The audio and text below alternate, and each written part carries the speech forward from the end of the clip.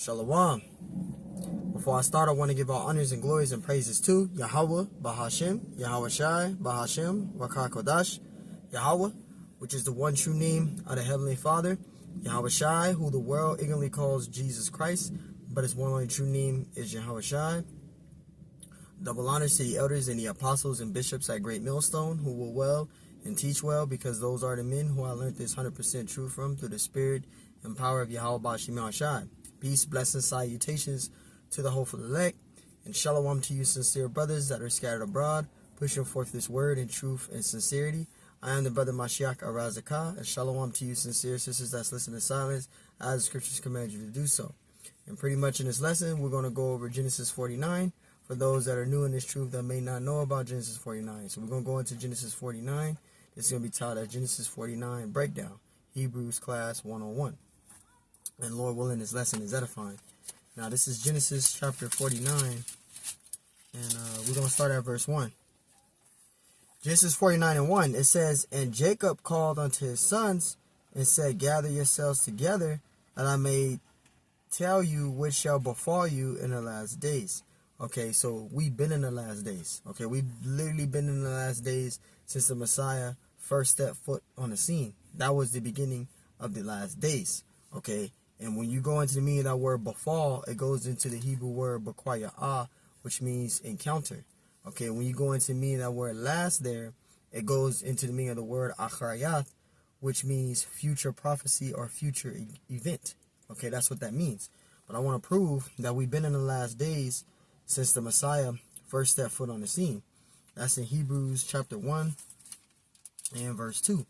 And it says, Hebrews chapter 1 verse 2, it says, "Have in these last days spoken unto us by his Son," talking about Yahweh Shai, it says, "whom he have appointed heir of all things, by whom also he made the worlds." So this is talking about Yahweh Shai.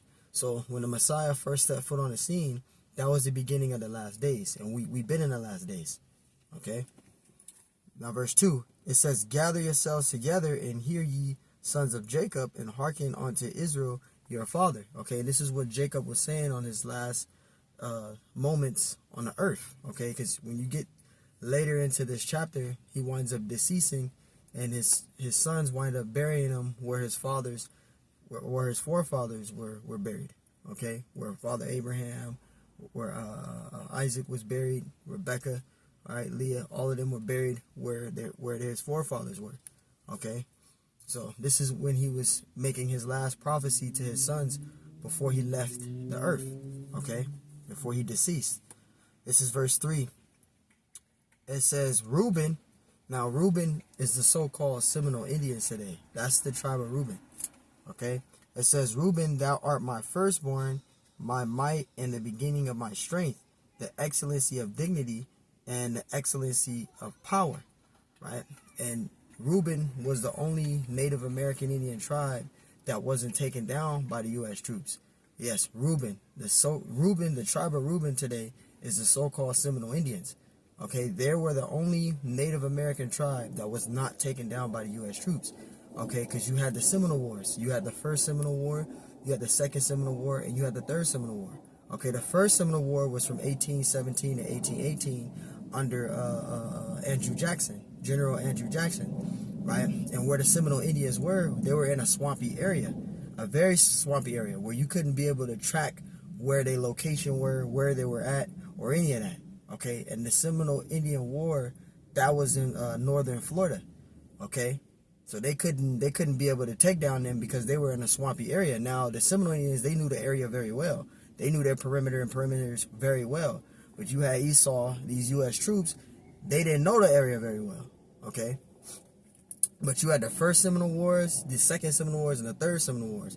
Now, the first Seminole Wars, they tried to take them down, and they couldn't. That was during the time of Andrew Jackson, from 1817 to 1818.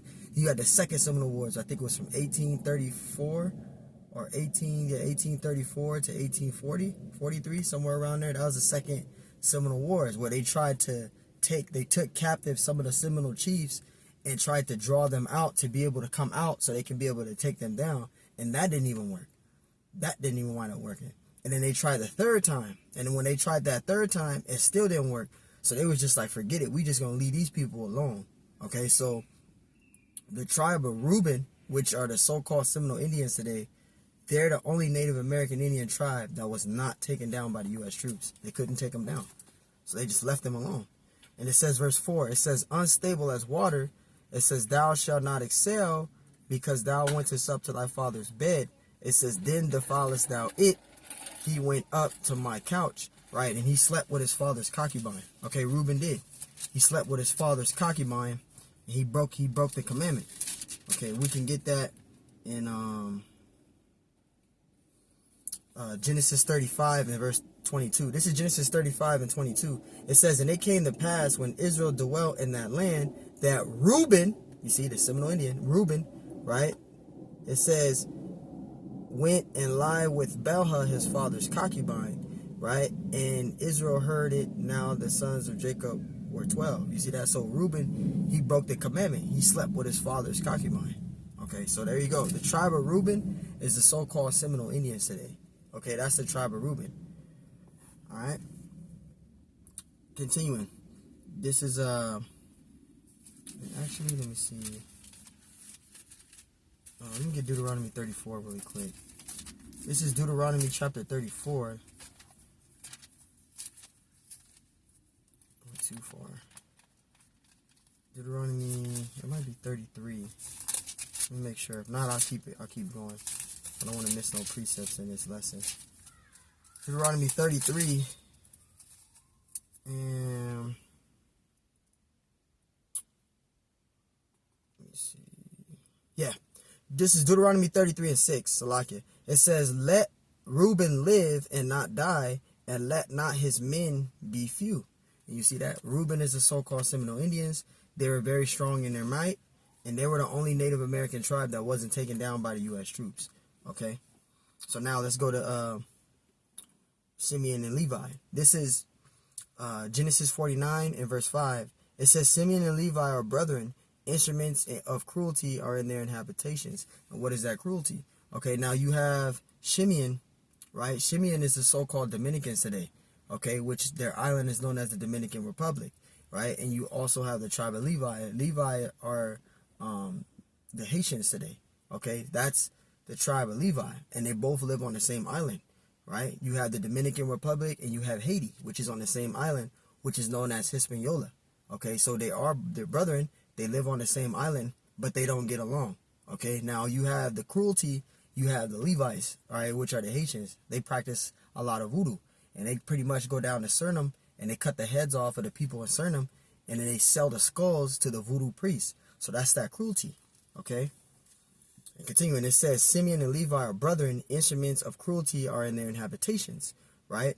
And it says, verse 6, of my soul come not thou into thy secret. And that secret is they practice a lot of voodoo. Those Haitians, they practice a lot of voodoo, okay?